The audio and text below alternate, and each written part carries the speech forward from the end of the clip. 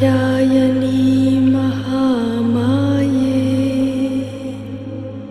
खड्गबाणधनुर्धरे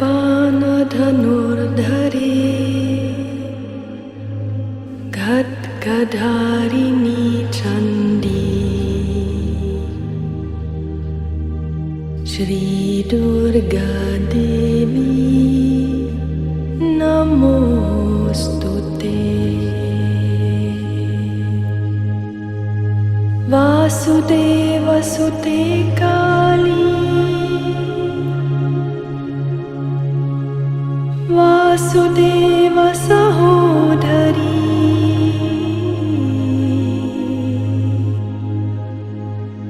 वासुदेवसुते काली वासुदेव सहोदरी।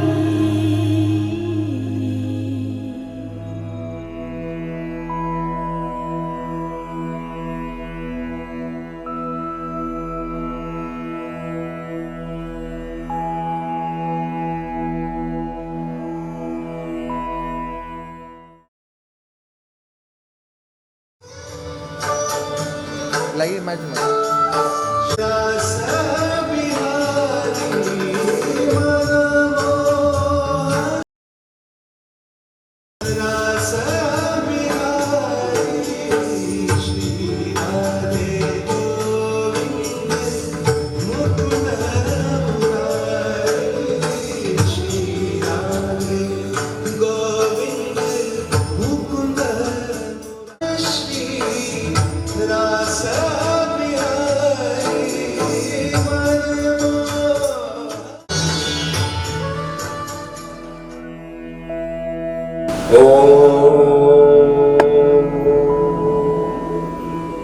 नमश्चंडिकाय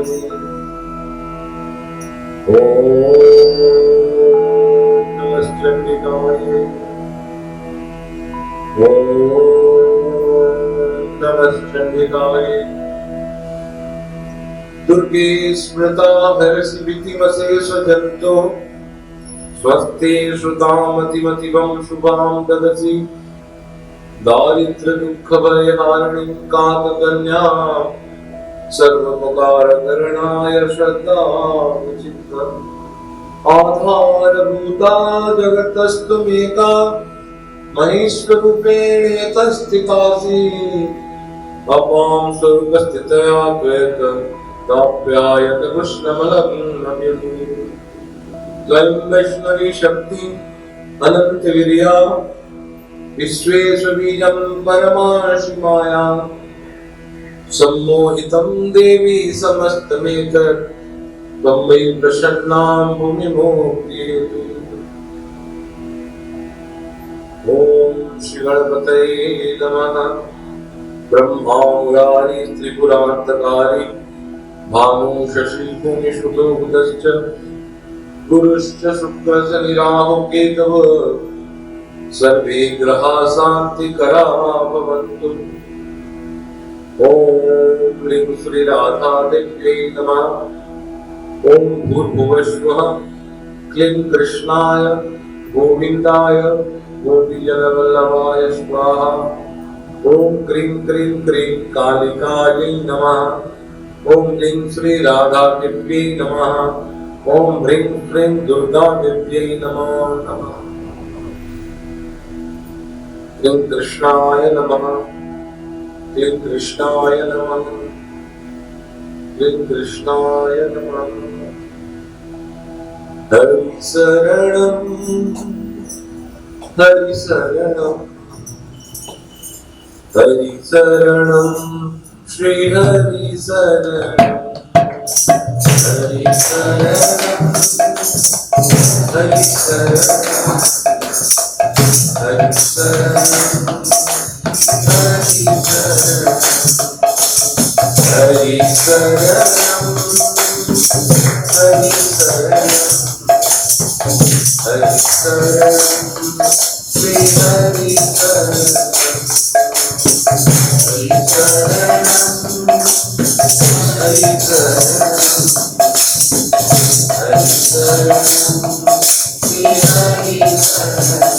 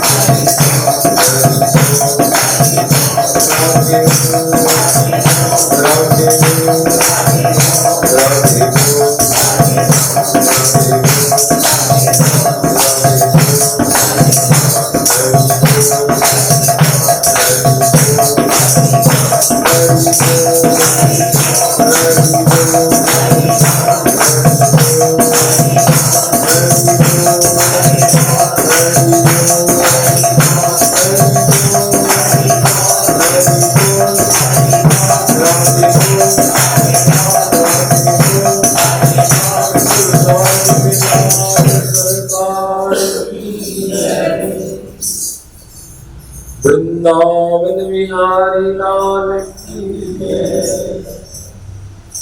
यमुना महारानी की जय। वृंदावन धाम की जय। वर्षाना धाम की जय। श्री गोवर्धन महाराज की जय। माता की जय। नंद बाबा की जय। यशोदा माता की जय।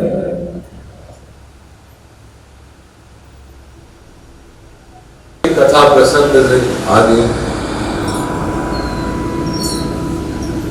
आज कल हमने ये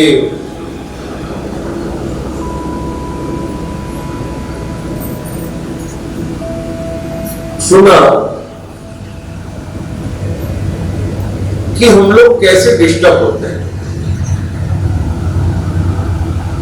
हम लोग कभी इस रास्ते पर, कभी उस भगवान पर, कभी उस भगवान पर, और नाना विधि, नाना ऋषि का नाना मतलब, दुनिया भर के, और कहा भी गया है हरि अनंत हरि कथा अनंता। इसमें क्लियर बता दिया हरि अनंत है। उसमें हरि ब्रह्मा भी है, विष्णु भी है, शिव भी है, भगवान लिंग भी है, दुर्गा भी है, हरि सब है, अनंत है। हम लोग उसको भेद देख लेते हैं कि ये शिव है, ये दुर्गा है, ये काली है, क्योंकि हम लोग का आंख स्वरूप देखने में एक्सपर्ट हो गया। क्या देखने में? स्वरूप। और क्या मैं बताया था कि हम लोग जड़ है, और जड़ का काम है कि वो अपने आप को समझे कि वो कौन है, और भगवान को जाने, क्योंकि उसका परम लक्ष्य है। उसका लक्ष्य है कि भगवान की प्राप्ति। लेकिन दो प्रकार की माया होने के कारण, एक अंतरंगा माया, एक बहिरंग प्रभु का।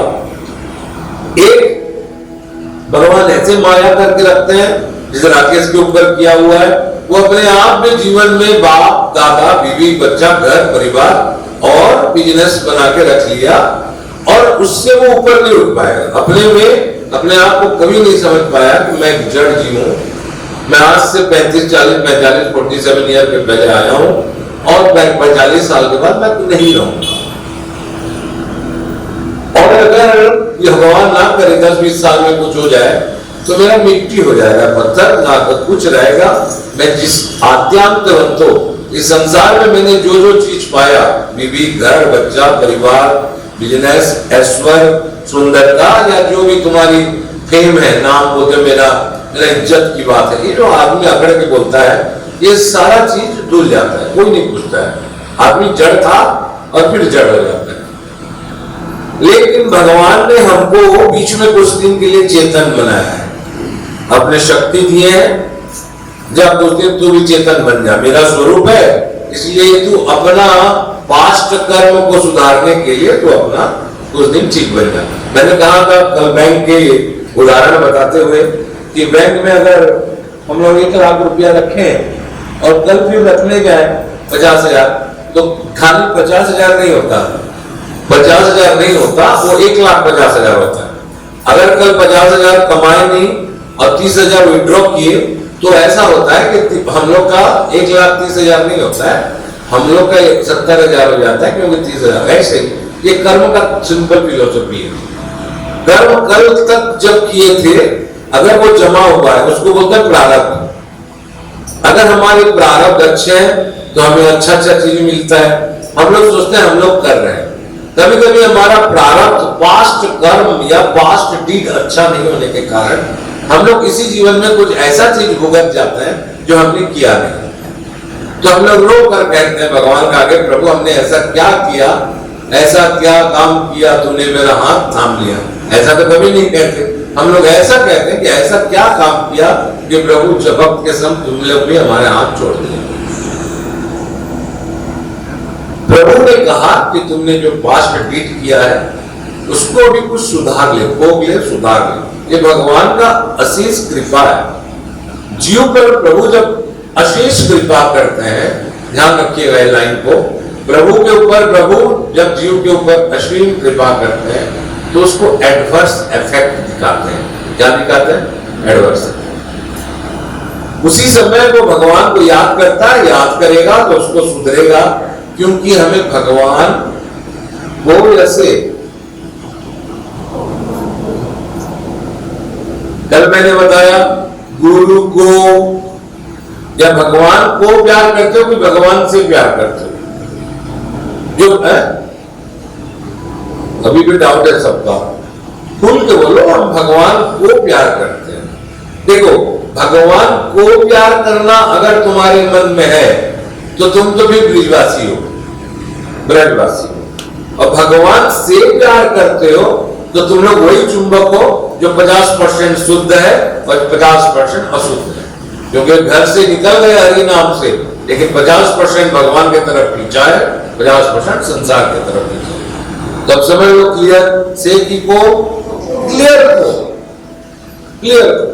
यहाँ गुरु वाला सिस्टम नहीं है, गुरु तो तब है जब संसार है, लेकिन भगवान का चॉइस जब होता है तो सीधा को है। तेरे से भी कुछ नहीं, तेरे को ही चाहिए, भगवान को ही चाहिए, तेरे से कुछ नहीं। इतना बड़ा त्याग करने के लिए गोपी प्रेम चाहिए। गोपी प्रेम जैसे आदमी को जीवन बनाना पड़ेगा। हम तो गोपी प्रेम जैसे प्रेम करते हैं भैया, तो अपने आप देख लेना कि सबसे पहले गोपी प्रेम जैसे प्रेम करने के लिए अनन्यता चाहिए। क्या चाहिए? अनन्यता, किसी और को नहीं। ये उद्धव कहता है देखो वो तो ब्रह्म है और तुम लोग संसारिक प्राणी हो, ब्रह्म से प्यार करते हो, क्या वो रोता है? क्या तुम्हारे लिए रोएगा? क्या तुम्हें याद करेगा? उसको योगाधीश है, उसको योग से समझो, वो ब्रह्म है। सारे गोपिकाओं ने पूछा कि उद्धव वो ब्रह्म एक है, द्वैत है? शंकराचार्य ने कहा एक ब्रह्म द्वितीय नास्ति, ब्रह्म एक है। उन समय भी कहे होंगे कि ब्रह्म एक है, तो अगर तेरा ब्रह्म एक है तो फिर हम लोग योग क्यों करें? वो तो हमारे यहाँ बैठा ही है। अगर कोई दूसरा हो तब उसे ध्यान करे ना, जिसके लिए रो रहे हैं वो तो हमारा ही है, तो किसके लिए रोए? अब उद्धव बेचारा किस तरह भटक रहा है, कैसे ठाकुर की भाई है, चाचा की लड़के हैं, चाचा की जैसे भाई के जैसे उनका स्वरूप है, वैसे ही चाल है, वैसे ही ढाल है, वैसे ही आंख है, उद्धव का वैसे ही नक्शा है, वैसे घुंघरालू बाल है। उद्धव ऐसे ही दिखते हैं जैसे ठाकुर दिखते हैं, लेकिन ठाकुर ठाकुर है, उद्धव बृहस्पति का शिष्य है, इतने बड़े ज्ञानी है।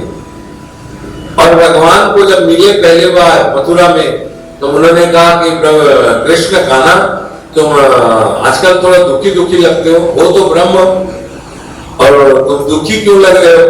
ब्रह्म कभी दुखी नहीं होता है, क्योंकि ना द्वेष्टि ना रमते, तुम तो आत्माराम हो। कृष्ण समझा रहा है भगवान को।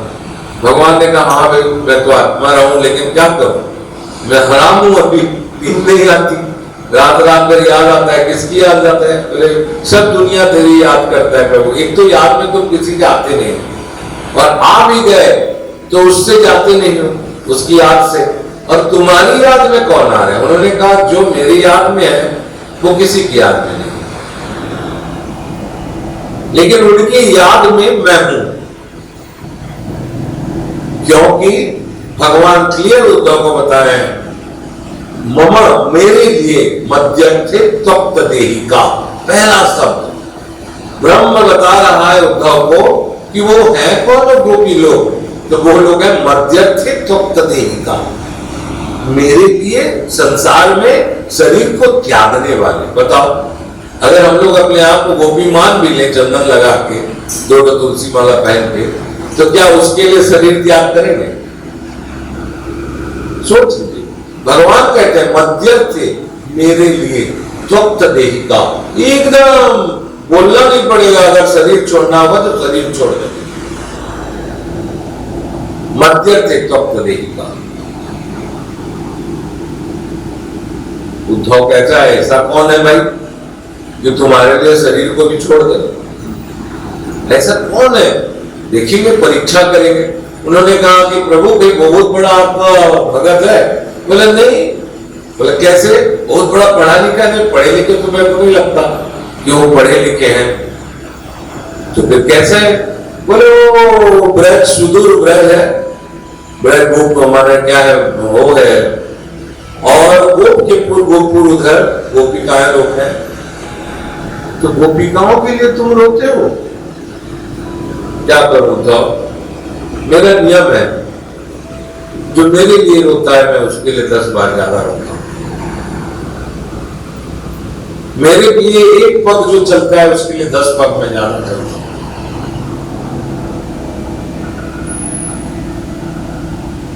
गोपिकाओं का आंसू रुक नहीं रहा, इसलिए मैं सोच भी नहीं सकता कि मैं रो, लेकिन मेरा रोना हो जा रहा है अपने आप। और तुम चाहते हो कि मेरे आंख से आंसू ना निकले।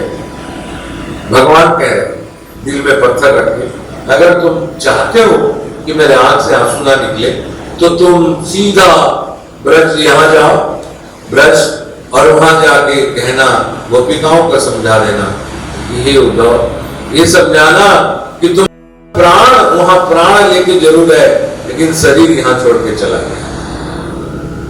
शरीर के बिना प्राण की कोई अस्तित्व नहीं। मैं माना कि मैं पूरा व्रज की प्राण हूं, लेकिन प्राण चला आया है, लेकिन प्राण अब चला भी गया। शरीर के बिना प्राण की कोई वैल्यू नहीं। ये जाके यही शब्द को बोलेंगे गोपिकाओं को उद्धव, तो गोपिकाओं के बीच में एक तो दीर्घ निश्वास लेती है जोर से, ऐसे करके चंदन माती है पूरा सर्वांग, एकदम एक तो गोरी चिपटी, उसमें सर्वांग चंदन लगाई है, खुशबूदार तिलक लगाई है, हरी चंदन लगाई है, तुलसी लगाई है, ब्रज भूमि को माथे पर लगाई हुई है, शरीर पर लगाई है। किसी ने समझाया ये गोपी, ये भी गोपी है? उद्धव ने पूछा। बोले हाँ। इन्होंने ऐसा वेशभूषा क्यों किया है? तो उद्धव को उन्होंने कहा, जिस दिन से तुम्हारे कृष्ण योगेश्वर कृष्ण यहां से चले गए हैं, इसका मन और कहीं नहीं लग रहा। तो क्या किया हुआ है? बोले जो जो भगवान को पसंद है, जो जो चीज कृष्ण को पसंद है, वो सारा चीज को वो अपने शरीर में धारण किया हुआ है और इंतजार करती है कि कृष्ण आएंगे और मैं अगर चंदन नाम आकी हूं और मेरे पास बैठ जाएंगे और मेरे शरीर से उनकी वो निकलेगा बैड स्मेल, तो मैं प्रभु मेरे से उठ के चले जाएंगे, उनकी सेवा अपराध हो जाएगा। इसलिए चंदन, हमेशा चंदन मार के बैठे। ऐसा पूछ देखे दिन भर चंदन मार के बैठे, इसलिए मत देहिका। वो आके कहते हैं कोई बुरा मत मानो गोपिकाओं, तुम्हारा प्राण श्री कृष्ण है ना? बोले हाँ, लेकिन तुम लोग शरीर हो, कि भगवान बोले तुम लोग शरीर हो और प्राण चला गया है, तो शरीर के बिना प्राण की कोई वैल्यू नहीं है। एक विश्वास लेके कोई गोपिकाओं देने से बनती है जो चंदन माखी है। क्या प्राण के बिना शरीर का कोई अस्तित्व है? वो है उद्धव। उधर चमक जाता है, अरे बाप रे, ये बोलती भी है। बोले प्राण के बिना शरीर का कोई अस्तित्व है उद्धव? तो ये शरीर को देख रहा है जिसमें चंदन लगा हुआ है, ये शरीर तो तब से खत्म हो गया, मृत्यु को प्राप्त हो गया, शरीर खत्म हो गया जिस दिन शाम यहां से चले गए। एक के बाद एक के बाद एक झटका मिल रहा है। किसको? उद्धव। हम लोग उद्धव वाला सब प्रसंग यहाँ ना बोले तो अच्छा है, क्योंकि वो भावपूर्ण वर्णन है। हम लोग आज बोले थे, क्या बोलेंगे बोल के? ब्रज भागवत। एक ब्रह्म खुद अपने आप को कहता है गीता के अनुसार कि मैं ब्रह्म तब तक हूं, मेरा 3 शक्ति है, मेरा 3 शक्ति है, संबित शक्ति, संधिनी शक्ति और आह्लादिनी शक्ति, क्रिया शक्ति, इच्छा शक्ति, आह्लादिनी शक्ति। एक दुर्गा शक्ति, एक योग माया की शक्ति दैट इज काली शक्ति, और नंबर 3 आह्लादिनी शक्ति। नंबर 1 हम लोग जय माता दी ग्रुप, कौन से ग्रुप है? जय माता दी वैष्णव ग्रुप। कल मैं बोला था ये सनातन ग्रुप है, ना इसको कोई मार पाया है, ना आगे कभी इसको मार पाया है, समाप्त कर पाया। तो ये जो 3 शक्तियां बताया मैंने, आप लोग पहले समझ गए जय माता दी ग्रुप में पहले दुर्गा जी को, फिर धीरे धीरे आपने समझा काली जी के बारे में, काली प्रोग्राम में बताया, और धीरे धीरे समझाया मैं आपको राधा जी के बारे में। तो तीनों शक्ति के बारे में जीवन में बताया कि नहीं? बताते रहा। अगर ये तीनों को मिला दो तो उसका पापार कौन है? तो कृष्ण है, तो कृष्ण के बारे में बताते रहा। अगर कृष्ण शरीर है तो उनकी आत्मा कौन है? कौन है? भगवान शंकर। घुमाने की कोई बात नहीं, वास्तविक बात, आत्मा शंकर है। और शंकर का आत्मा कौन है? कौन है? शंकर जी का आत्मा ऑब्वियसली श्री कृष्ण। या तो शरीर का पूजा करो या आत्मा का पूजा करो, दोनों तो एक ही है। जिंदा में पूजा करो या शरीर सुप्त रहता ही पूजा करो। कभी शरीर को पूजा करने वाले, कभी आत्मा को पूजा करने वाले, दोनों एक ही तो है, एक ही चीज तो है। तो ये तीनों एक होने के बाद बड़े बड़े ज्ञानी महापुरुष लोग को भी समझ नहीं आया। एक एक भागवत, एक एक पुराण पकड़ के बैठ गए अपने आप को। कोई भागवत आचार्य बोला, कोई रामायणी बोला, कोई कुछ बोला, और दूसरे में हस्तक्षेप नहीं कर पाए क्योंकि उतनी उनका साध्य नहीं था, साधना नहीं था, बोलने की क्षमता नहीं था, ना उसमें वो इंटरफियर करना चाहे, ना आदमी उनको पूछा। आदमी तो आजकल धर्म ऐसे करता है जैसे चिमटे में हम लोग उठाते हैं नाली में गिरा हुआ कोई कागज या कपड़ा, क्योंकि भाई पकड़े रहो जब तक आदमी जरूरत हो, अगर नहीं समझ में आया तो छोड़ देने से भी चलता है, नाली में तो गिरा है, कोई दूसरा खो लेगा। ऐसे धर्म करता है। मैंने कल बताया आप लोग, हम लोग इतना दुनिया में किए, पति के लिए सुहाग में सिंदूर लगाया, बर के पेड़ का पूजा किया, अपने आप को जड़ से पत्नी बना दिया, अपने आप को जड़ जीव से मां बना दिया, पिता बना दिया, बेटा बन के पूरा मां का सेवा किया, मातृदेवो भव, पुत्र बन के पिता का सेवा किया, आज्ञाकारी बना, नाना प्रकार का धर्म को पालन किया। लेकिन आखिर में भगवान ने बता दिया, देखो जहां जहां लिफ्ट लेता है वहां मैं पहुंचा दे रहा हूं। आखिरी में भगवान अर्जुन को बताया कि अर्जुन कहां भटकता है इतना नहीं, मातृदेवो भव बोलेगा और 10-20 साल 25 साल बोलेगा, शादी होने के बाद तुरंत बीवी देव भव हो जाएगा, एकदम तुरंत। तो तेरा 25 साल तक मातृदेव भव जो बोला था वो खत्म हो गया, तेरा धर्म खत्म हो गया। तो नाना प्रकार के धर्म को तुमको त्यागना है। क्या करना है? आदमी तो एकादशी नहीं त्यागता बोलने से, ठीक है, कोई जरूरत नहीं है त्याग। जो कर रहे हो आप स्वागत योग्य है, करना चाहिए। लेकिन नाना प्रकार के धर्म जो है ये सब उससे है। क्या है? किससे? उससे। किससे?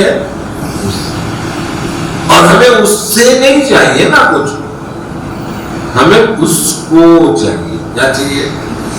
Choice is yours. 50% शुद्ध चुंबक बनोगे और उससे चाहोगे, या 100% लोहा बनकर तुम उसको चाहो। अगर 50% भी इच्छा है तो उससे चाहना पड़ेगा, उसको नहीं चाह सकते, उससे चाहना पड़ेगा। और उसको चाहना है, इसको चाहना है, उसको कि उससे, जोर से बोल, और किसी का नहीं। तो देख भाई, उसको चाहना, चाहने के लिए पहले भगवान कहते हैं मध्यस्थी त्वक्त देहिका, क्या मैं कृष्ण के लिए अपने शरीर को त्याग कर सकता हूं? नंबर 1। बाबा लोग अपने में इसको भिड़ा देते हैं, मेरा गुरु बना लिया अब भगवान ने बोला मध्यत्व देहिका, क्या तुम मेरे लिए अपने जीवन को दे सकते हो? अब बड़े बड़े चेला लोग पट पट गिर रहे हैं गुरु के गोद में। आगे गुरु, पीछे चेला, दोनों नरक में ठेला, क्योंकि जड़ वस्तु है। गुरु की शरीर भी चेतना है, तब व्यास गादी में बैठ के प्रवचन कर रहा है, लेकिन है तो जड़ वस्तु, और आगे भी जड़ होने वाला है। बड़े बड़े गुरु लोग नाम कमा लेते हैं, बड़ा बड़ा आश्रम बना लेते हैं, मैंने देखा था। और उसके बाद वो चेला लोग को क्या बेवकूफी रहता है, बोलते हैं हमारे गुरु वापिस आएगा, बोलकर उसका ताबूत में रखे रहते हैं। कई सालों तक बड़े बड़े महात्मा महापुरुष रहे, इनकी अंतर काम क्रिया नहीं हुआ, अंत्येष्टि नहीं हुआ, उनको रखा गया कि मेरा गुरु जिएगा। हाय रे भगवान, पहले समझा देते कि गुरु भी जड़ है और चेला भी जड़ है। आएगा जब रे बुलावा हरि का, सब कुछ छोड़ के जाना पड़ेगा। गुरु भी जाएगा, चेला भी जाएगा, सब जाएगा, लेकिन इस बात को समझ में किसी को नहीं आता या समझना नहीं चाहता। तो कहने का मतलब इतना भटकाव हमारे जीवन में है, इतना शास्त्र हम लोग का जीवन को भटकाया हुआ है। कभी कोई बाबा आके देवी तरफ घुसा देता है, कोई बाबा आके राधा कृष्ण के बारे में समझा देता है, कोई बाबा आके राम, लेकिन हमको कभी ये नहीं समझाता है कि वास्तविक सब मूल तत्व एक है, सब एक है। हाँ, बोलते जरूर है आज एकादशी रहेंगे, अब कोई बोलेगा अरे वाह आज श्रावण सोमवार महादेव मंदिर नहीं गलो, सब तो गुट्टे है, मैंने वहां जाना पड़ेगा बोल के, सब तो गुट्टे है, सब तो एक है। और कभी कभी तो छत्तीसगढ़िया लोग मैं देखा हूँ, 2 व्रत रहना ना पड़े बोल के 2 व्रत को एक दिन में रह जाते हैं। मंगलवार के दिन एक दिन रह जाएंगे, तीजा के दिन और कुछ एकादशी कुछ ऐसे आएगा तो रह जाता, सब 2 दिन खाना नहीं पड़ेगा। एक दिन आप लोग नहीं खाओगे, एक बात बताओ, एक दिन नहीं खाओ। मोर नानी का मोर लगे भाई जुतिया पूरा पानी पी कर पड़ता है, बिना पी कर पड़ता है, बिना पानी पी कर तुम्हें उपवास करोगे तो अब मैं चाली नहीं कर पा हमारे भीतर के फ्रूटी पीती हो नकली ओरिजिनल मत ना इन बहुत 72-75 का लड़कियां राखी बांधते थे, 75 साड़ी लगता था वहां कंफर्म, उसमें भी किसी को मुंह फूलता था क्योंकि वो मेरे से चाहते थे। उसमें लगता था कोई बोले वो बड़ी बड़ी लेडीज है, उसको साड़ी चलता है, हमको तो सलवार पंजाबी चाहिए। मैं दुकान खोला, सलवार पंजाबी चाहिए, मैं देखा हूँ ना, मन का भाव को देखा हूँ तो वो साड़ी पहनता था, अचानक ये हाथ टूट गया। मैं बोला अच्छा हुआ, मैं बोला देखो तुम्हारा 75 लड़कियों का राखी मेरे को सूट नहीं किया, हाथ टूट गया, आज के बाद मैं कभी राखी नहीं बताया, एक झमेला निकाल दिया, नहीं बताया, खट से नहीं बताया, नहीं बोला नहीं बताते, रख दो वहां। तो एक लड़की तो ऐसे भी बहन है, नहीं बताएगी, नहीं आप नहीं बताया, मैंने बताया वो खिड़की के पास में दरवाजा था, वहां से फेंक के चली गई। क्यों? क्योंकि उसको दूसरे भाई को बांधने जाना है, कोई और नहीं है, रखना है एकता की इसकी भाई में, उसकी वाइफ। तो एकदम तुरंत मैं सन सिटी में बैठा था, फिर थी एक्चुअली सीधा, क्योंकि और भाई चाहिए जिसमें 2 ना समाए। अरे गुरु प्रैक्टिस है, गुरु से प्रैक्टिस किया जाता है, भगवान के साथ कैसे किया जाता है। आज पवन भैया एक जो मैसेज छोड़े थे फेसबुक में, हे कृष्ण तुम मेरा गुरु भी हो, मेरा गुरूर भी हो।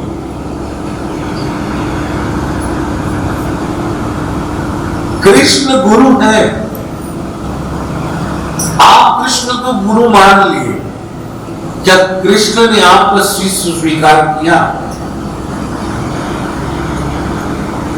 और कृष्ण अगर आपको लगता है कि गुरु हिसाब से स्वीकार करे, शिष्य के हिसाब से, तो कृष्ण की वाणी को मानो। और कृष्ण ने क्या कहा?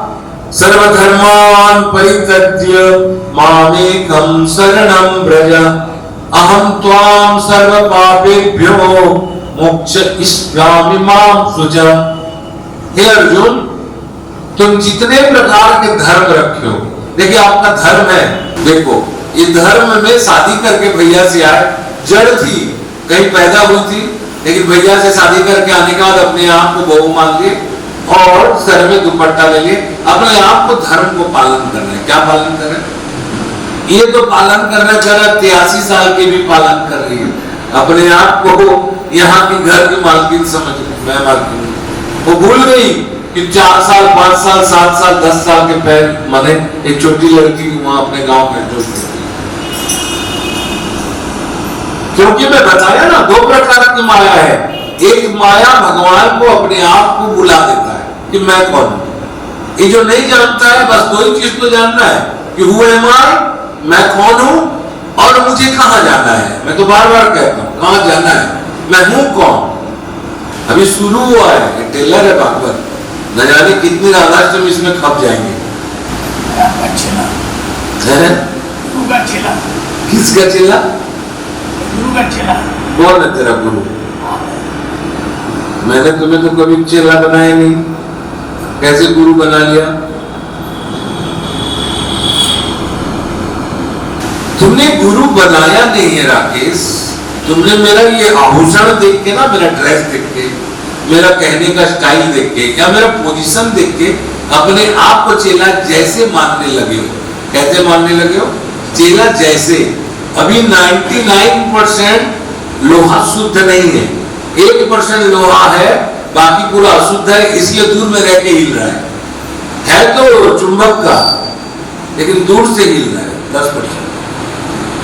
बोलेगा तो सीधा लटक जाएगा, टाइम मिलेगा, लेकिन 10%।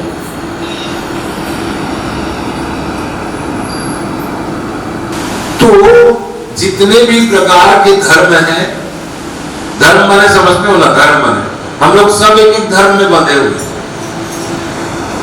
और गुरु क्या करता है? हमारा सारा बंधन किसमें होता है? रस्सी में। ध्यान रखो,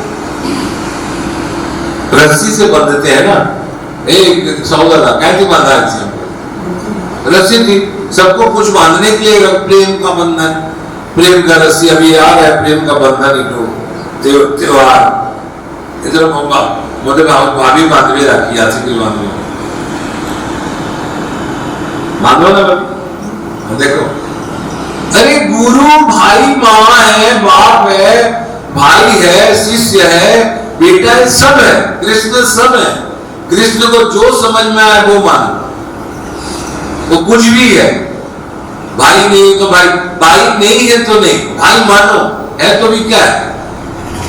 जिसके घर में 2 भाई रहते हैं, भाई और नहीं हो जाता है, फिर ऐसे भाई मान लो। मैं कुछ नहीं मानता, मैं कोई बंधन में नहीं रखा हूं इसको। बोलता हूं तुम मुझे मानो कृष्ण, मेरा कोई रिश्ता नहीं है। मैं संसार में कोई रिश्ता सीखा ही नहीं हूं कि मैं तुम्हें कुछ मानूं। मैं ये जानता हूं प्रभु कि मैं जड़ वस्तु हूं।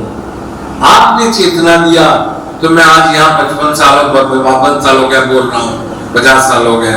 मेरा चेतना अगर आप छीन लोगे, आप अपने में ले लोगे, तो मैं फिर वो जड़ हो जाऊंगा जिस जड़ को आदमी एक दिन भी नहीं रखता। और मैं आप ही का हूं, ममाई वांस जीव लोके। आपने कहा कि मैं आप ही का अंश हूं, तो मैं आपके पास चला जाऊंगा। मैं क्यों अपने आप को एक नया दुनिया में एक रिश्ता में बांधूं? क्यों बांधूं? तेरा रिश्ता ही सही है, बाकी सारा रिश्ता इस दुनिया में बंधन कारक है। तभी रामायण में कहा था, सबके ममता ताग भरी। ममता माने ये बंधन किसमें होता है? सबका ममता से। मैंने दुनिया में एक शब्द राधाष्टमी में आरंभ करूंगा, उसके बारे में भी सोच रहा हूं। इस दुनिया, एक शब्द से आरंभ करूंगा, इस दुनिया में प्रेम बोलकर कुछ होता ही नहीं है। समझ सुन लो ना, बोले लाइन में सब बोलो, एक साथ बोलो, सब एक साथ एक आवाज है, बोलो एक बार।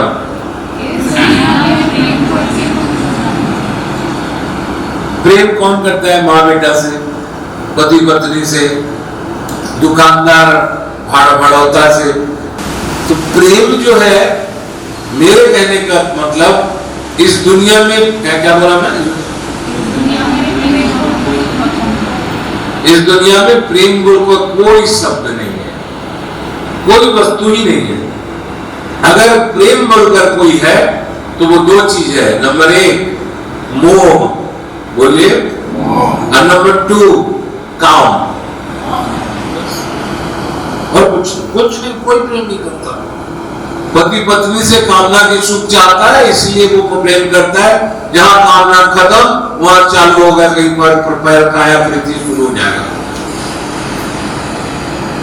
और दूसरा है मोह, हाय मेरा बेटा रे, हाय मेरा बेटी रे, हाय मेरा बीवी रे, हाय मेरा बच्चा रे, बस मोह है। जब तक मोह है तब तक प्रेम है। जिस दिन मोह टूट गया, डिवोर्स। एक घर में रहते हैं, बात नहीं करते, मोह टूट गया। तो ये यही प्रेम है। प्रेम का परिभाषा संसारिक यही है, और ये प्रेम है, ये संसारिक है। वो प्रेम है, वो इटर्नल है। ना वहां मोह है, ना वहां काम है। कामना की नाम ही नहीं है कृष्ण के प्रेम से, और कृष्ण प्रेम में कोई मोह नहीं है, कोई मोह नहीं है। इसका नाम मोहन, लेकिन हमारा मोह इस पे नहीं है, कोई मोह नहीं। क्या मोह है? इनको क्या मानते हो? नहीं, हम लोग भगवान मानते हैं। क्या मानते हैं? हाँ, ये है कौन? तो शास्त्र कहता है या तो ये भगवान है। अच्छा, भगवान है, अच्छा अच्छा। फिर कहता है ये तो परमात्मा है। फिर वेद कहता है नहीं नहीं, ये परमात्मा नहीं है, ये तो ब्रह्म है। भगवाने पर ब्रह्मेति परमात्मेति भगवानेति इति सत्यते। या तो ये ब्रह्म है, या तो ये परमात्मा है, या तो ये भगवान है। इससे छोड़ा कुछ नहीं है। तो ब्रह्म बोलेंगे तो उद्धव इत्यादि फंस गए, और भीष्म इत्यादि इसको परमात्मा माना। तभी विष्णु सहस्त्र नाम में बोला कि नमो परमात्मने, श्री परमात्मने नमः। और बाकी लोग अपने सुविधा के अनुसार इसको भगवान माने, सुविधा के अनुसार। आज कल मैंने बताया, ब्रह्मा के बारे में बताया था, और मैंने समझाया कि हम लोग क्यों भटकते हैं। इसी प्रसंग में मैंने सब बाबाओं को समझाते हुए कहा, और बड़ा बाबा के नाम में लिया जिसका नाम है व्यासदेव, और बताया कि व्यासदेव जी भी भटक रहे हैं। और आखिर में देवी को हिमालय में तपस्या करते हैं, देवी दर्शन देते हैं। अष्टदश भुजा, 18 10 भुजा वाली, खड्गम चक्र गदी सुचापम परिधाम सुलम भुजन्यम चिरम शंखम संध्यति करिष्वेनाम सर्वाम वृषावताम नीलास्वदुति मास्य पादसाम दशनाम शिवे महाकालिकाम नमस्तपितो हरकमलजनंतुम मधुकैटवम। मधुकैटव को वध करने वाले कालिका दर्शन देते हैं, योग माया। दर्शन देने के बाद वो कहते हैं कि मां आपकी स्वरूप बताओ, और स्वरूप समझने के चक्कर में उन्होंने कहा कि ब्रह्मलोक जाओ। ब्रह्मलोक में ब्रह्मा ब्रह्माणी रूप में दर्शन दिए। उन्होंने कहा मैं जानता हूं ये ब्रह्मा ब्रह्माणी है, मैं आपका स्वरूप देखना चाहता हूं।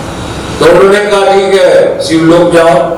शिवलोक में कहा गया कि नहीं नहीं, विष्णु लोक जाओ, वहां लक्ष्मी नारायण, वहां शिव पार्वती रूप से दर्शन दिए। तब भी इन्होंने कहा मैं 18 पुराणों में इन्हीं की तो कहानी लिखा हूं, इन्हीं की चर्चा लिखा हूं, लेकिन मेरे मन में शांति नहीं है। मां वास्तविक शांति आपके चरण में मिलता है। आप मेरे को बताओ कि आपके स्वरूप क्या है, वास्तविक स्वरूप क्या है। तब भगवती जगदम्बा ने कहा हे क्या नाम, व्यासदेव जी, आप सीधा और कहीं देर मत करिए, ब्रज जाइए। कहां जाइए? ब्रज जाइए। ब्रज शब्द का दो अर्थ है, ध्यान रखना। आप लोग जानते हैं, एक है ब्रज माने और गम, ये दो धातु स्वरूप है संस्कृत में। ब्रज, ब्रजेति इत्यादि होता है, जैसे गम, गमेति, गमति, बालक इत्यादि। इसीलिए इसमें आता है कि गम धातु माने जाना और ब्रज माने भी जाना। जैसे हम लोग ब्रज गए तो बहुत आदमी बोलते ब्रजम गमिष्यामि, ब्रज गए, वो लोग ब्रज गए हैं, इसका मतलब वापिस आ जाएंगे। कहां गए हैं? नहीं, सब पवन के साथ वृंदावन गए हैं। इसका मतलब क्या होता है भैया? इसका मतलब ये होता है कि लौट के आएंगे। लेकिन ब्रज शब्द का अर्थ है जहां से लौट नहीं जाया, लौटा नहीं जा सकता।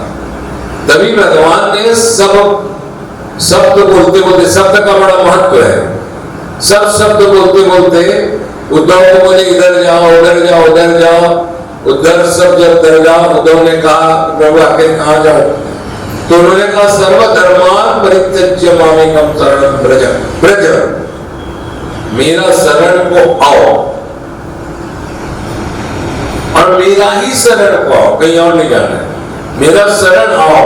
इसका मतलब क्या है? एक बार चले गए उसके बाद वापिस, हे अर्जुन मेरा शरण आने के बाद फिर और किसी का शरण तुम ले नहीं सकते। एक बार भगवान के शरण में चले गए तो चले गए। इसके लिए मैं बताया गया था शरणागति, और शरणागति का 6 वो बताया था। क्या बताया था? लक्षण। अपने आप को भगवान का शरण में है बोल के समझो तो 6 गति बताया था। नंबर 1 निशोक, निसंदेह, निर्भय, निश्चिंत, कभी भगवान छोड़ नहीं करना, परीक्षा नहीं लेना, हाँ परीक्षा नहीं लेना इत्यादि 6 प्रकार की चीज था। इसमें हम लोग जान सकते हैं कि हम लोग शरणागति कैसे हैं, लेकिन प्रैक्टिकली हम लोग इसको पढ़ लेते हैं क्योंकि हमें शरणागति जाना ही नहीं है तो पढ़ के क्या करें। तो ब्रज भगवान कहते हैं कि अर्जुन मेरे शरण में आओ, ब्रज तो आओ और चाले जाओ नहीं। जैसे अभी आप लोग अभी यहाँ आए हो, लेकिन सबको पता है कि यहाँ से जाना है 1-2 घंटा के बाद, सबको पता है। तेरे को पता है राकेश यहाँ से जाना है बोल के मैंने सोने के लिए 1-2 घंटा बाद, तेरे को पता है कि नहीं? 1-2 दिन में तेरे को कल लगता हो ऑफिस जाना है, पता है तो कंफर्म। एक बात बता रहे 1-2 दिन में कंफर्म जाना है, जाना ही तो है, तभी आया है। अब कोई बोलता कि नहीं दादा के पास जाओ वहां से आना नहीं है तो आएगा तुम? नहीं आएगा, बोलता गुरु मानता। कितना कंट्रोवर्सी है बात। तो तुम्हें जाना है, ये शब्द तुम्हें अच्छा लगता है, लेकिन ये शब्द तुम्हें क्यों नहीं लगता है अच्छा कि जहां से आना है तो वहीं जाना है? फिर ये संसार में नाटक क्यों? क्यों अटैचमेंट? क्यों आदमी अनअटैच्ड नहीं रखता? जो आदमी जितना इस संसार में अनअटैच्ड रहता है और जितना मात्रा में अनअटैच्ड रहेगा, एक ग्लास है उसमें पानी, आधा पानी है तो कोई बोलेगा आधा खाली है, ज्ञानी लोग आधा खाली है ना, उसमें आधा पानी भी तो है। लेकिन अगर मैं उसमें पानी फुल करूं ग्लास को तो उसमें मुझे क्या करना पड़ेगा?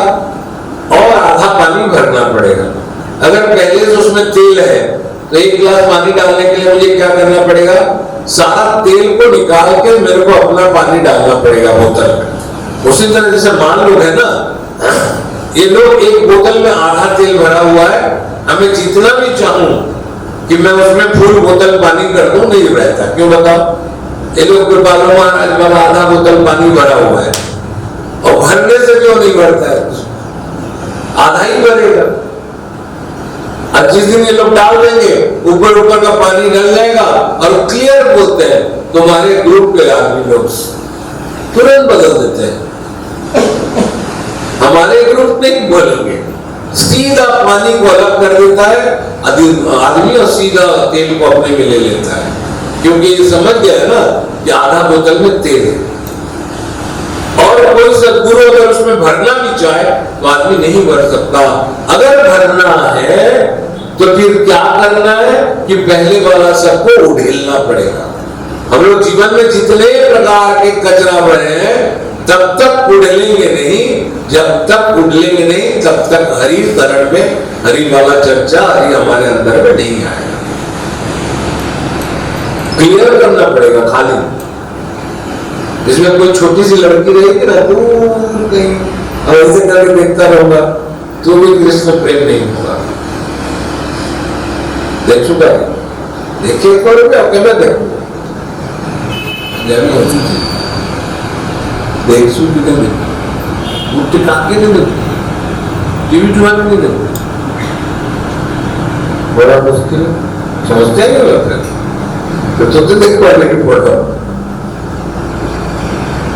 देखिए कर समय अनुसार भात दाल खाओ तो वो चाय पियो तो वो नाश्ता करो तो वो कीर्तन डबल लगती एकदम तड़के तो सकालो संस्था और कीर्तन पर पहले डबल लगे लगवा पड़ी भात दाल पड़ी चीज के लिए डबल लगते रहते संसार में भोग भोगते रहो और कृष्ण अच्छे लगते हैं। इस दिन संसार के संसारिक चीज खत्म हो जाएगा, कृष्ण अच्छे नहीं लगेंगे। इस क्योंकि हमें कृष्ण श्री चाहिए। क्या चाहिए? हमें कृष्ण को चाहिए। बार बार बता रहा हूं वो चाहिए। अब पुराना बैग हम चले अपने अपने इतना भूमिका बता दिए, कल का याद आ गया ना सर। अब हम लोग वृंदावन भागवत के ऊपर में आ जाए, दैट इज ब्रज भागवत। सब घूमने के बाद जब महापुरुष वेद व्यास को कुछ समझ में नहीं आया, वेद व्यास माने समझते हैं जिसका ये गादी है, जिसका है, समझ में नहीं आया तो वो वेद व्यास भगवती का आह्वान किए। भगवती ने दर्शन दिया फिर एक बार, क्या हुआ वीर जी? बोले मां मैं आपका स्वरूप को समझ तो नहीं पाया। तो बोले मुझे जानने के नहीं समझ पाए, इतना तो समझाया मैंने। बोले नहीं, तो फिर जाओ वृंदावन जाओ, ब्रज जाओ। तो वहां क्या होगा? बोले वहां किसी सदगुरु के शरण में रहना होगा, क्योंकि तुम्हारा बोतल पूरा आधा भरा हुआ है। भरा है ना, मैं 18 पुराण को लिखने वाला हूं और मुझे क्यों शांति नहीं मिल रही है? यह भगवान घमंड है। अब किसको बोलो? कोई छोटा मोटा बाबा को नहीं बोल रहा, सीधा वेद व्यास को बोल रहा। अब बोल किसके ताकत से रहो? भगवती जगदम्बा के ताकत से, क्योंकि एक देवी पुराण में लिखा हुआ है। इसमें लिखा हुआ है देवी पुराण।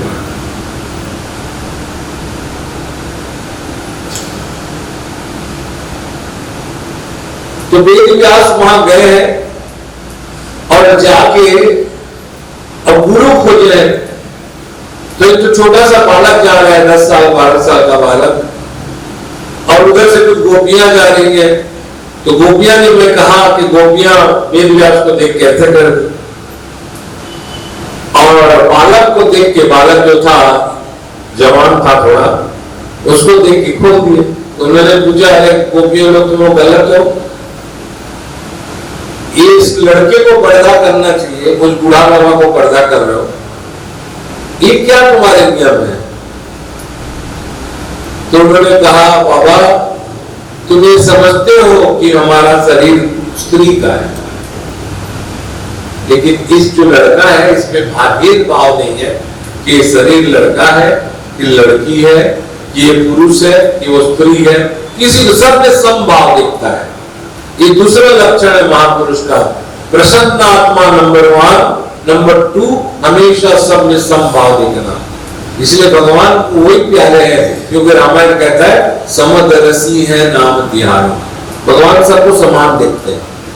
जितने विभीषण को देख रहे हैं उतने ही रावण को देख रहे हैं। जितने मौका विभीषण को दिए उतने ही मौका रावण को दिए भगवान, उतने ही मौका। जितना पांडवों से प्यार करते हैं उतने कौरव से भी प्यार करते हैं। तो कौरव अपने कर्म के अनुसार स्वाहा हो रहे हैं, तो क्या करें? अब बाबा को पहली बार झटका लगा तो उन्होंने देखा है कौन, देखते देखते समझ गया ये तो सुकदेव है, अरे ये तो मेरा बेटा है भाई। तो वो आके कहता है पुत्र पुत्र, बोलो तो कौन है आप? कौन? अरे तेरा बेटा, तेरा बाप भूल गया तू मुझे, क्योंकि उनको बरनाम था, वो हमेशा उसी आयु में रहेंगे, उससे बढ़ते नहीं है। सुखदेव जी आज भी उसी रूप में है, छोटे से रूप में, उनका शरीर वृद्धि नहीं होती। सनक सनंदन सनातन और सनत कुमार सुखदेव जी इत्यादि छोटे आयु में है। तो उन्होंने कहा पुत्र पुत्र, बोले कैसा पुत्र? कौन पुत्र? कौन बाप? किसका बाप? इतना तो बालक सुने। उन्होंने कहा मैं तेरा पुत्र। तू मेरा पुत्र मैं तेरा बाप। बोले छोड़ो छोड़ो, बाप बनने आ गए। जगत पिता मेरा बाप है, कोई बाप नहीं है। बोले मेरे माँ कौन है? बोले वो। मेरा बाप कौन है? वो। पैदा कौन किया है? वो। मैं आया कहां से हूँ? बोले गोलोक से। कैसे आया? जब राधा जी अपने शरीर को गोलोक से वृंदावन ला गई थी तो मैं उनके उंगली में बैठा था और मुझे राधा जी कुछ प्रसाद खिला रही थी। अब तो तमिल है, यहाँ बैठा था और मेरे को कुछ मिष्टान खिला रही थी, मेवा। लेकिन मेवा खिलाते खिलाते लीला करने का समय आया। 100 साल के लिए राधा जी को वापिस आना है धरती पर, कृष्ण से विच्छेद होने के लिए। ब्रजा नाम गोपी के लिए सुदाम नामक गोप श्री राधा जी को श्राप देते हैं कि तुम कृष्ण को आंख दिखाने के कारण तुम जाओ, 100 साल कृष्ण से दूर रहोगे। तो राधा जी का लीला करने का समय आ गया तो मिट्टू को खिलाते खिलाते बोले छोड़ो बैठो। मिट्टू ने कहा नहीं, मैं कैसे जीऊंगा? जिंदगी भर आपने नाम लिया और अभी आप बोलोगे कि यहाँ बैठो तो मैं कैसे जीऊंगा? तो तब राधा जी ने कहा तो तुम ऐसे जियोगे, तुम सीधी जाओ और जाके ब्रज में मेरे नाम का प्रचार करो। क्या करो? मेरे नाम का। सुखदेव जो भागवत गाए हैं उसमें एक बार में श्री राधा जी का नाम छंद में वेश में आया है, बहुत बार ताल के हिसाब से बोला जाता है, राधा से, राधा स, राधा इत्यादि शब्द में आया है, लेकिन डायरेक्ट कभी नहीं आया है नाम से कि राधा बोल के एक थी, राधा कृष्ण का प्रेम नाम।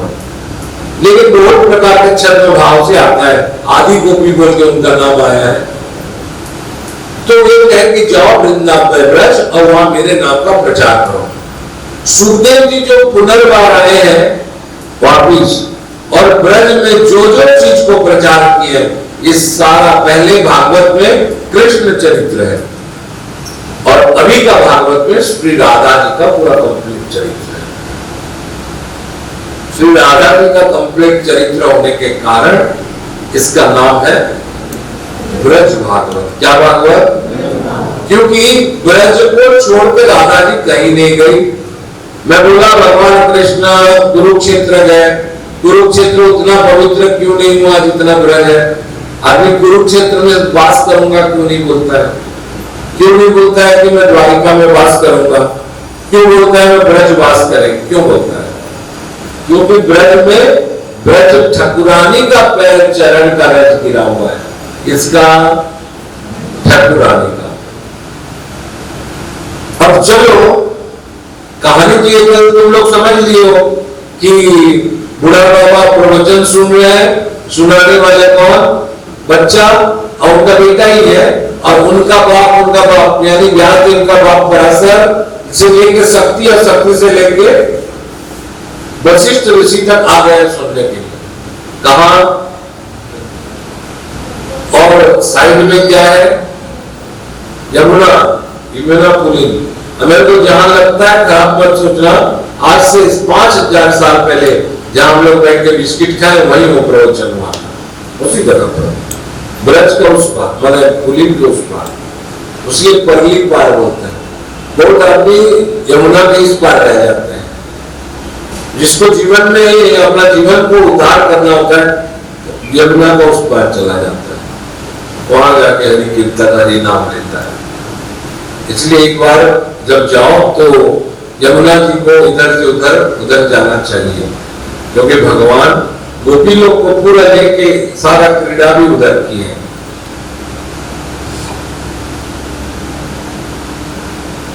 और बूढ़ा बाबा सुन रहे हैं, क्योंकि बूढ़ा बाबा में ये कहा था कि व्यासकृत भागवत आज उनका सुख समझा रहा है, सुख मुनि फिर एक बार समझा रहा है सुखदेव कि अभी मैं जो भागवत कह रहा हूं ये ब्रज भागवत है।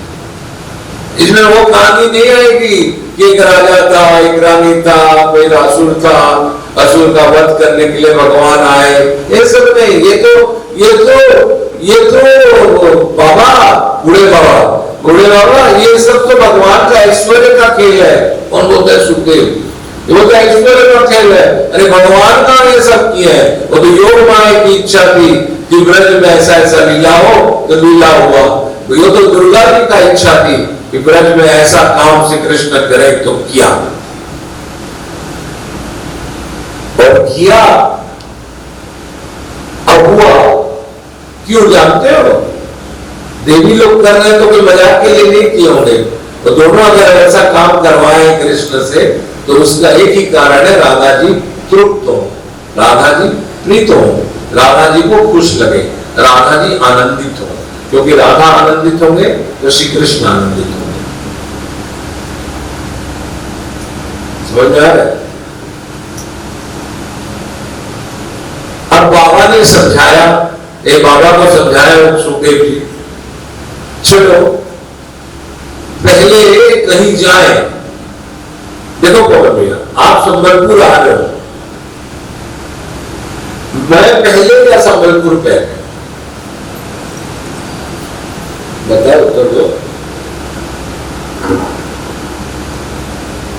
मैं पहले कि संबलपुर पहले? संबलपुर पहले। पहले संबलपुर है तब ना मैं आया। इसलिए भगवान से प्रेम करने के लिए या भगवान को जानने के लिए, भगवान को पाने के लिए उसका धाम के बारे में जानना होता है, उसका धाम को प्रेम करना होता है। जहां वो रहे धाम। एक कहानी मैं सुनाता हूं। ये उद्धव जब वापिस गया ना, पागल हो गया था, बौरा गया था, और भगवान को जाके क्लियर बोला कि प्रभु मैं कुछ नहीं जानता, तुम गंदा आदमी हो, तुम उन लोग को छोड़ के आए, क्या हिसाब से छोड़ के आए बताओ तो, मुझे भी वहां भेज दो।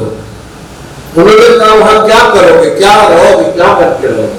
मेरा भाई तुम मेरा मौसी बन के रहोगे, मेरा माँ बन के रहोगे? कुछ नहीं, मैं कुछ नहीं रहूंगा। तुम अगर ब्रह्म हो तो मुझे वहां का झाड़ बना दो, वहां का पेड़ बना दो, वहां का पत्थर बना दो, वहां का कंकड़ बना दो, वहां का कोई झरना बना दो। कुछ नहीं हो तो पानी में जो रहता है ना, ग्रीन ग्रीन क्या रहता है, जगह तो काई रहता है, उसको बना, उसको उसमें नहीं तो पेड़ में छोटा छोटा तालाब में छोटा छोटा पेड़ हुआ रहता है जिसको बोलते हैं गुल्म। हमें गुल्म बना दो, झाड़ी बना दो, लेकिन वहां वृक्ष का बना। भगवान कहते हैं तुम क्या पागल, तू तो भोली मानी गांव को गवानी लोगों को समझाने गया था कि कृष्ण से प्रेम मत करो, और तुम रोते हो तो वो रोता है मुझे, अब तुम बोलते हो वहां झाड़ बनूंगा, पेड़ बनूंगा, घास बनूंगा, पत्थर बनूंगा। ये कौन सा तरीका हो गया? बोले नहीं कृष्ण, वहां का झाड़ बना दो। रो रहा है उद्धव। आज सुखदेव जी सुना रहे हैं भागवत, उधर रो रहा है। भगवान कहते क्या हुआ उद्धव? प्रभु मुझे एक झाड़ बना दो। ऐसे तो मैं हजारों झाड़ के विषय में बोल सकता हूं, लेकिन एक को बारे में सुन के जो महात्मा लोग बोले बता रहा हूं। एक बार कभी भी ध्यान रखना, वृंदावन जाओ ना, मैं बोला पहले प्रेम करो, वृंदावन ब्रज को प्रेम करो। वहां तीन चीज अमूल्य है, तीन चीज ब्रज में। नंबर 1 गोवर्धन महाराज, नंबर 2 वृंदावन, और नंबर 3 यमुना। ये तीनों भगवान से अलग नहीं है, ये तीनों ही भगवान है, तीनों भगवान के स्वरूप शक्ति है। जितना ताकत भगवान में उतनी ताकत गोवर्धन में है, जितना ताकत गोवर्धन में उतनी ताकत यमुना जी में है, और जितनी ताकत यमुना जी में है उतनी ताकत वृंदावन में। ये तीनों शक्ति है, बताया ना, ये तीनों भगवान की शक्ति है। और यमुना जी को बता रहा हूं धीरे धीरे, एक कहानी बता रहा हूं, लोक प्रचलित कहानी। इस वृंदावन का उद्धव तो पागल हो गया था, तो आप लोग बोलोगे वो 5000 साल पहले भगवान का प्रेम से पागल हो गया, अभी क्या होता? तो 500 साल पहले भी तो पागल हुआ चैतन्य महाप्रभु। चैतन्य भी तो पागल हुआ भाई, हुआ भी नहीं हुआ? अरे कृष्ण कह के पेड़ पौधा को लड़ने लगे। अच्छा 5000 साल छोड़ दो, हमारे देखते देखते 50 साल पहले कृपालु जी महाराज इत्यादि ने प्राण अपना जीवन निछावर किया हरे कृष्ण कहते हुए। जो ब्रह्म मंदिर का बनाए हुए हैं, और हजारों महात्मा जो अभी भी कृष्ण कृष्ण कर रहे हैं। वो महात्मा जो भगवान से नहीं चाहता, भगवान को चाहता है, वो ब्रज का शिरोमणि है। अब वो महात्मा जो भगवान से चाहता है, आज वृंदावन का एक बड़े बड़े मंदिरधारी व्यक्ति है, समझे। अब हमको चॉइस करना है कौन से महात्मा हमें चाहिए। एक महात्मा के पास भगवान है, जो भगवान को चाहता है, उसके पास भगवान है। और एक महात्मा जो भगवान से चाहता है, उसके पास भगवान का दिया गया सामान है, कपड़ा लत्ता पैसा सोना चांदी वस्तु। तो हम लोग को चॉइस कर लेना है वो बाबा को जो भगवान को चाहता है या भगवान से चाहता है। इसलिए एक कहानी सुनो आप लोग। ये भगवान, ये वृंदावन है ना, ब्रज है, खराब मत सोचना, सुन लीजिए कौन भी। एक एक चीज पर प्रेम हो जाएगा, एक वस्तु पर प्रेम करो। मैं आखिर तक ऐसा ऐसा बात कहूंगा कि आदमी वहां चलना मुश्किल हो जाएगा अगर ठीक से सुनेगा तो। नंबर एक बार एक महात्मा वहां उनके घर के बाहर में अपने आप, उनका गेट है, गेट के बाहर में अपने आप एक नीम का पेड़ हो गया अपने आप। अब महात्मा के बड़े हरि प्रेमी, वो सोच रहे ब्रज का हर चीज ब्रज जाने की इच्छा से होती है। अब महात्मा को सब बोले कि अगर गेट अच्छा बनाना है तो ये पेड़ को काटना पड़ेगा। तो उन्होंने कहा मैं मर जाऊं, गेट बदल दूं, लेकिन पेड़ ना काटूं। कुछ आदमी ने कहा कैसा बेवकूफ भैया है, एक तो पेड़ ही तो है, काट देने से बढ़िया रास्ता हो जाता, उधर 5 लाख ज्यादा लगेगा, यहाँ एक पेड़ काट दे तो क्या फर्क पड़ता है। लेकिन सबने कहा, ये समझे नहीं, सुने नहीं। धीरे से एक दिन जा रहे थे और नीम के पेड़ के पास में जाके कहे, देखिए अगर आपको हरि प्राप्ति कर लेने का वो है, अगर आपका समय हो गया है ब्रज में, तो हम लोग के इसमें असुविधा हो रहा है बोल के सब कह रहे हैं, आप अपना समय बढ़ा दो। महाराज इतना बोले हैं, 8 दिन के बाद वो नीम के पेड़ काला होकर चल गया, पूरा काला हो गया, सूख गया। सबने कहा कि बाबा का चमत्कार है, जाके कान में कुछ बोले, नीम के पेड़ ने अपना शरीर त्याग दिया। बोले नहीं, नीम का पेड़ बहुत बड़ा महात्मा थी, बहुत बड़ा महात्मा। उन्हें वरदान मिला था कि उनका उद्धार ब्रज में होगा। बोले कैसे होगा, जाओ तुम वहां नीम का पेड़ बनोगे, एक महात्मा आएंगे और तुम्हें अपने शरीर का त्याग करवाएंगे, क्योंकि महात्मा ही शरीर का त्याग करवा सकता है। और हे उसमें जो पेड़ था, उस पेड़ को बोले सुनो, मध्यम थे तप्त देही का, मेरे लिए शरीर को त्याग करना पड़ेगा, पहला लक्षण। और नीम का पेड़ ने अपना शरीर को त्याग किया और उस पेड़ अपने आप को समझ लो कि वृंदावन का एक पेड़ दे, तो पेड़ है। एक बार कुछ आदमी रहते हैं उजुल पुजुल, रफ व्यवहार रहता है उन लोग का। तो महात्मा लोग कुटिया बनाए हैं, घर बनाए हैं, पेड़ कटे भी होंगे, पेड़ गिरे भी होंगे, पेड़ लगाए भी होंगे। एक बार एक महात्मा के आंगन में कुछ ज्यादा इधर उधर का पेड़ आ गए, अपने यहाँ जैसे पीपल हो गए, इत्यादि इत्यादि पेड़, 2, 4, 10 पेड़ हो गए। अब इन्होंने कहा कि सबके गुरुजी इसको तोड़वाइए, इसको फेंकिए, झाड़ हो गया। प्रदीप भैया बोलते देखते ही झाड़ हो गया, अरे इतना हो गया, अरे उतना हो गया, इसको काटो काटो फेंको फेंको। वैसे ही कोई आदमी सजेशन दिया कितना कितना हो गया गुरुजी आश्रम में, सबको काटो छाटो। गुरुजी बोले देखो मैं मर जाऊंगा, ब्रज का पेड़ है, मैं तो काटने के लिए नहीं बोलूंगा।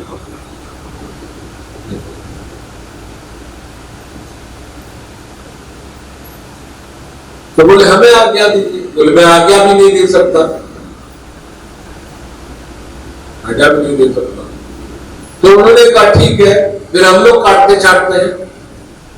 उन्होंने गए, कुल्हाड़ी लिया, कुल्हाड़ी और ऐसा ऐसा सेटिंग किया कि मेन पेड़ खड़ा है, बाकी सब पेड़ को छाट दिया मतलब काट दिया।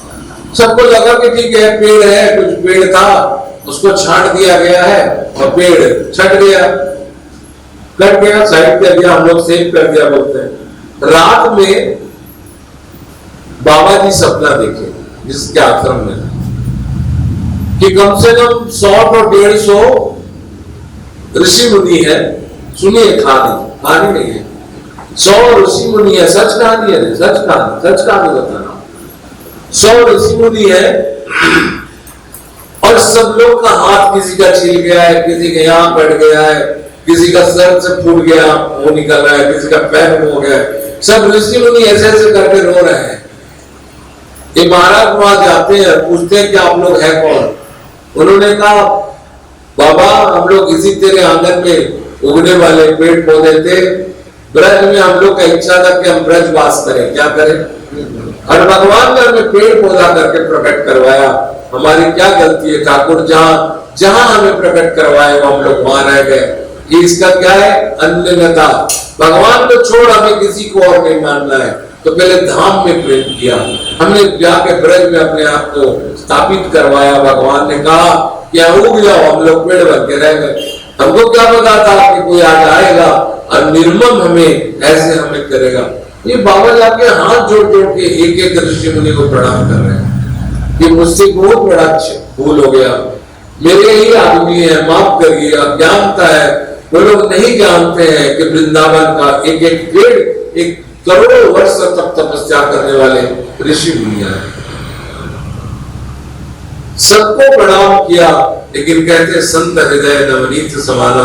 संतों ने उन्हें आशीर्वाद दिया, कहा कोई बात नहीं, कोई ये सुजो राम रचि राखा।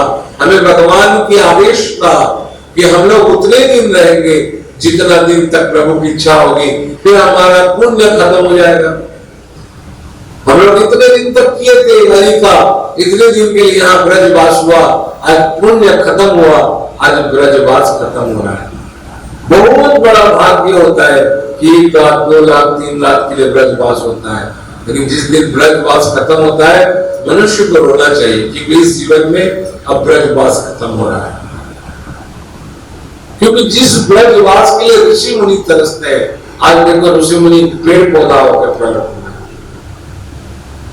नंबर 3, ये जो पेड़ पौधा गया, एक बार एक महात्मा अभी का बात है, वृंदावन का कोई भी छोटा पेड़ भी पेड़ नहीं है, ध्यान रखना। हमको लगता है ये पेड़ है, कभी कभी हम वृंदावन में घूमते रहते हैं, हमारा ये लग खींच जाता है, तो हम लोग पेड़ ऐसे खींचते हुए पेड़ को भी झाड़ देते हैं, समझे। वृंदा माने तुलसी और वन माने उसकी वन। वृंदावन में जहां पूरा तुलसी हो उसको वृंदावन कहा जाता है। लेकिन अगर अभी हम लोग वृंदावन में खाली तुलसी तुलसी देखेंगे एक कलियुग में, तो आदमी तुलसी को भी उखाड़ उखाड़ के फेंक देगा और क्या करेगा, घर बना लेगा, क्योंकि आदमी कली है, नहीं मानेगा। अब तुलसी जितने सारे तुलसी हैं, आगे आ जाओ ना, जगह तो है, जितने सारे तुलसियां हैं, ये सारे तुलसी अपने आप को एक नाना प्रकार का पेड़ बना के रख लिए, जैसे जिस पेड़ का कोई वैल्यू नहीं है वैसे, ताकि कोई उन्हें लगेगा नहीं। वरना कुछ भक्त होते हैं, देखेंगे सुबह इतना तुलसी है, मरोड़ मरोड़ के ले जाएंगे और क्या करेंगे, जाके मंदिर में डाल देंगे।